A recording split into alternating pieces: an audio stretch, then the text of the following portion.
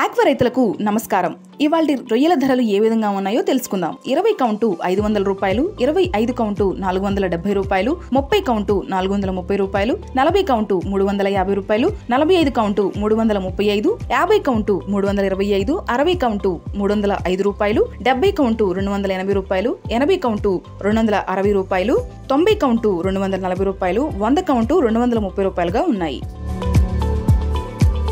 Moulting edition. రొయ్యల్లో moulting ఎన్ని రోజులకు ఒకసారి జరుగుతుంది? సాధారణంగా రొయ్యలు చిన్న వయసులో ఎక్కువ సార్లు మౌల్టింగ్ అవుతాయి. క్రమేణా వయసు పెరిగే కొద్దీ రొయ్యలు తక్కువ సార్లు మౌల్టింగ్ అవుతాయి.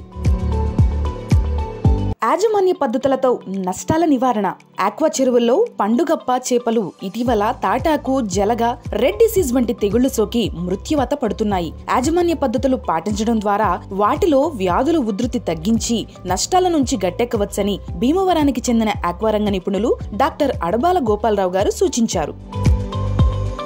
ఈ వ్యాధులకు కారణాలేంటి? స్ట్రెప్టోకోకస్ విబ్రియో వంటి బ్యాక్టీరియా ప్రభావంతో పండుగప్ప చేపలకు రెడ్ డిసీజ్ సోకుతుంది. దీని ప్రభావంతో చేప శరీరంపై ఎర్రటి మచ్చలు, పుండ్లతో పాటు కళ్ళు పైకి పొడుచుకొని వస్తాయి. పేగు వరుపు వస్తుంది. ప్లావో కాలంనారే అనే బ్యాక్టీరియా ప్రభావంతో పండుగప్పలకు తాటాకు తెగులు సోకి మొప్పలపై కింది భాగంలో మచ్చలు ఏర్పడతాయి. తోక భాగం తినేసినట్లు ఉంటుంది. మొప్పలు పాలిపోయి మచ్చలు ఏర్పడతాయి. వీటి మొప్పలకు లెనాంథ్రోపస్ వంటి పరాన్నజీవులు అతుక్కొని రక్తం పీల్చడంతో చేపలు బలహీనపడి వ్యాధులు సోకుతాయి. మరి వీటికి నివారణ ఎలా?